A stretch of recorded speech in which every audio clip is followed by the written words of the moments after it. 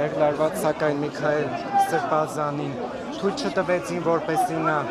նրան հեռացնեն Վեհարանի տարածքից, ահա դարձան քաշ շոթներ։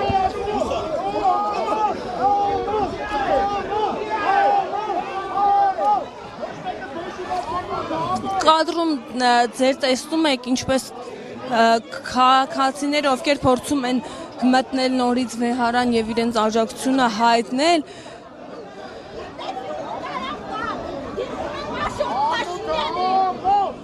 նկարի լավ ուստա եկեք